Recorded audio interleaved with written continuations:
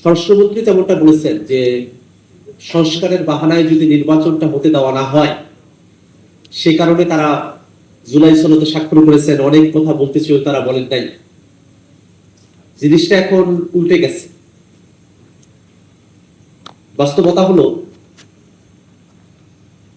ক্ষমতার বাহানায় বিএনপি সরকার আর সংস্কার করতে চায় না। তারা ক্ষমতাকে নিরঙ্কুশ ভাবে উপভোগ করতে চায়, কিন্তু নির্বাচনের মধ্য দিয়ে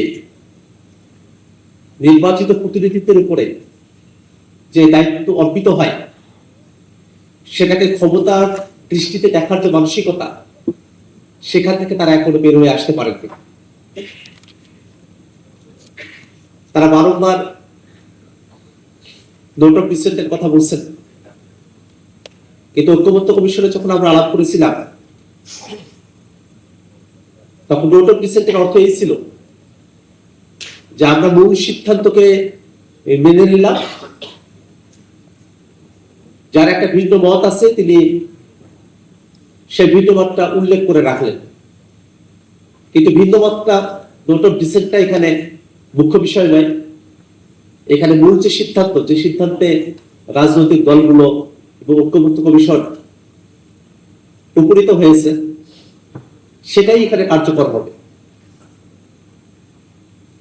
একটা বিষয় এই কারণে বলে রাখা প্রয়োজন যে গণভোট হয়ে যাওয়ার পরে বিএনপি কোন বিষয়ে রাজি বা কোন বিষয়ে না রাজি, নির্রাজি, সেটা মুখ্য বিষয় হতে পারে না।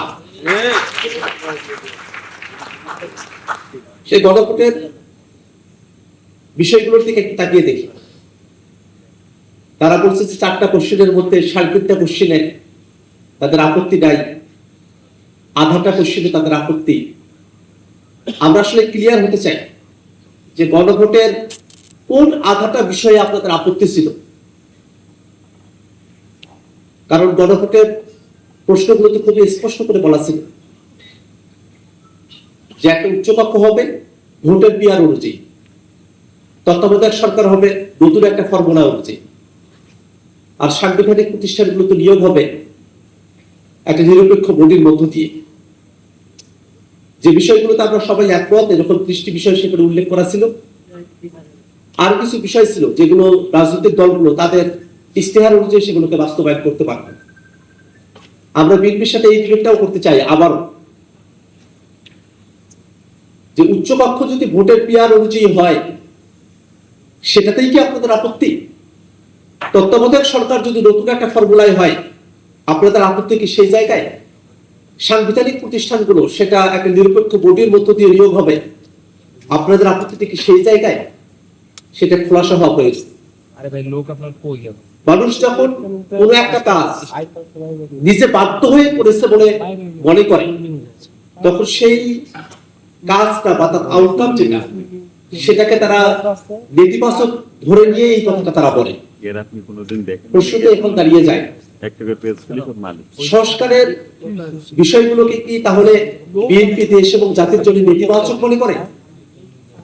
আমরা তো বিএনপির সাথে দীর্ঘ সময় ধরে ঐক্যমত্য কমিশনে আলোচনা করেছি,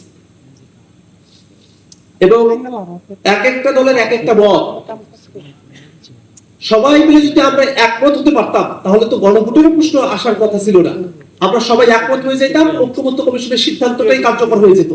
আমরা সবাই একমত হতে পারি নাই, জন্যই তো আমরা আমাদের কোশ্চেনগুলোকে জনগণের কাছে নিয়ে গিয়েছি, এবং জনগণ যে সিদ্ধান্ত দেবে সেটা আমরা মেনে নেব, এই কথার ভিত্তিতেই তো গণভোটটা হয়েছে। এখনকার সময়ে এসে গণভোট হয়ে যাওয়ার পরে আপনারা আগে কি বলেছিলেন, ভিন্নমত কোথায়, সেটা আপনারা যখন খুঁজতে যান, তখন জনগণের যে রায়, সেটাকে প্রত্যাখ্যান করা হয়। আমরা ঐক্যমত্য কমিশনে আলোচনা করেছিলাম, জাতীয় নাগরিক পার্টির পক্ষ থেকে বারংবার বলেছিলাম যে বাংলাদেশের এখন যে সাংবিধানিক সংকট, সেখানটা উত্তরণের জন্য গণপরিষদের মধ্য দিয়ে নতুন একটা সংবিধান প্রণয়ন করাই আমাদের মুক্তির পথ।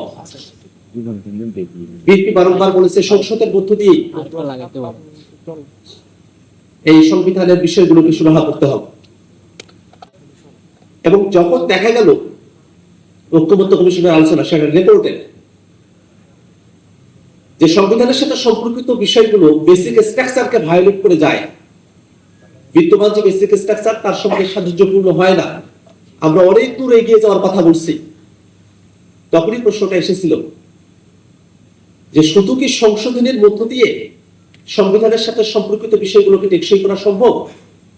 সে সময়টাতেই সংসদের মাধ্যমে সংশোধনী আর গণপরিষদের মাধ্যমে নতুন সংবিধান এর মাঝামাঝি একটা আইডিয়ার ব্যাপারে আমরা একমত হই, সেটাই ছিল সংবিধান সংস্কার পরিষদ। অর্থাৎ একটা গণপরিষদের যেমন একচ্ছত্র এবং নিরঙ্কুশ একটা ক্ষমতা থাকে একটা নতুন সংবিধান প্রণয়নের ক্ষেত্রে, তেমনটাও না, আবার সংবিধান সংশোধনী করার যে লিমিটেড ক্ষমতা থাকে সংসদের, সেটাও না, একটা মাঝামাঝি জায়গায় যেখানে রাজনৈতিক দলগুলোর ঐক্যবদ্ধতা আছে, জনগণের রায় আছে, সেই বিষয়গুলোকে আমরা নতুন করে আমাদের সংবিধানে অন্তর্ভুক্ত করব সংবিধান সংস্কার পরিষদের মধ্য দিয়ে। এবং এই সংবিধান সংস্কার পরিষদের জন্য আলাদা প্রতিনিধিদের ব্যবস্থা, যারা সারা দেশ থেকে জাতীয় সংসদের জন্য নির্বাচিত হবে তারাই সংবিধান সংস্কার পরিষদের সদস্য হবে। যে কথাটা বিএনপি তখন বলতো যে সংসদের মধ্য দিয়েই পরিবর্তনটা সংবিধানের বিষয়গুলোকে সুরাহা করা, আমরা তো ঠিক একই কথাটার উপরে এখনো আছি। সংবিধান সংস্কার পরিষদের যারা সদস্য তারা তো সংসদ সদস্যই, অর্থাৎ সংসদের ভিতরেই আমরা আছি, কিন্তু আমরা খোরাকটাকে আলাদা করতে বলছি যাতে করে সংবিধানের সাথে সম্পর্কিত বিষয়গুলোকে আমরা টেকসই ভাবে আমাদের সংবিধানে অন্তর্ভুক্ত করতে পারি। সেখানে আর ভবিষ্যতে আমাদেরকে কোন আইনগত এবং হাইকোর্টে গিয়ে যুগের মুখে পরামর্শ পরিবেশ আমাদেরকে করতে না হয়। খুবই সিম্পল একটা আলাপ ছিল, কিন্তু সেখান থেকে তারা দূরে সরে এসেছে। আমরা এই কথাটা এই কারণে বলি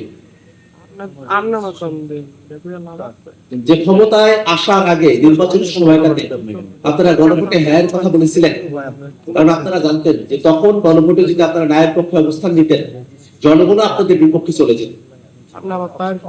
সেই জনগণ তো ভোটের পরে তারা নিষ্ক্রিয় হয়ে গেছে, ব্যাপারটা এমনটা। এবং শুধুমাত্র নির্বাচনের মধ্য দিয়েই বা 5 বছর অপেক্ষা করেই তারপরে অনেক কিছু হবে, বিষয়টা তো এমনও না। বাংলাদেশের জনগণ তারা তো এই জিনিসগুলো দেখভাল করছে, তারা তো খেয়াল রাখছে,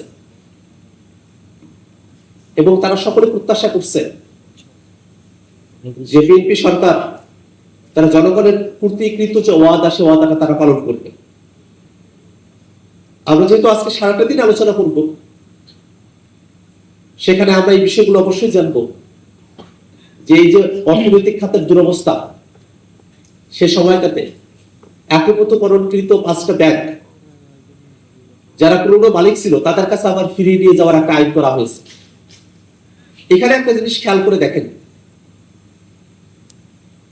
ব্যাংক রেজুলেশন অধ্যাদেশটা যখন তারা নিয়ে এসেছে তখন 18 ধারায় তারা একটা সংশোধনী নিয়ে এসে সেটাকে পাশ করেছে। এটা অত্যন্ত নেতিবাচক। আমরা একই কথাটা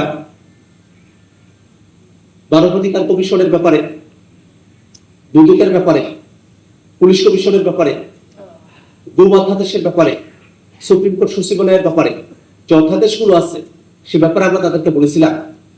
আপনারা তো বারংবার বলছেন যে এখানে এই আইনগুলোতে ত্রুটি আছে, আপনারা সেই ত্রুটিগুলোকে বাদ রেখে আপনারা সুন্দর একটা আইন প্রণয়ন করতে চান। আপনারা তো সুপ্রিম কোর্ট সচিবালয়ের জন্য, বিচারপতিতে নিয়োগের জন্য বা মানবাধিকার কমিশন, দুদক বা গুম, এই বিষয়ে যে অধ্যাদেশগুলো আছে সেখানে যদি কোনো একটা বিশেষ ধারায় যদি আপনাদের কোনো সংশোধনী প্রয়োজন বলে মনে করতেন, তাহলে সেই ধারায় সংশোধনী নিয়ে এসে আপনারা সেটাকে পাশ করতে পারতেন, সেই সুযোগ তো আপনাদের হাতে ছিল, কিন্তু আপনারা সেটা করেননি। এখন আমরা শুধু এতটুকুই বলবো যে সামনের দিনে আমরা দেখতে চাই যে আপনারা আসলে কত ভালো আইন আপনারা নিয়ে আসেন। আমরা সেটা দেখার অপেক্ষায় থাকবো। সেটা শুধু আপনারা, বাংলাদেশের আপামর জনতা সেটা দেখার অপেক্ষায় আছে। জ্বালানি সংকট, সংস্কার, গণভোট, অর্থাৎ এই হাল আমলে বাংলাদেশ যে বিষয়গুলোতে গভীর সংকটের কিনারায় দাঁড়িয়ে আছে সে বিষয়গুলো নিয়ে আমরা দিনব্যাপী আলোচনা করব।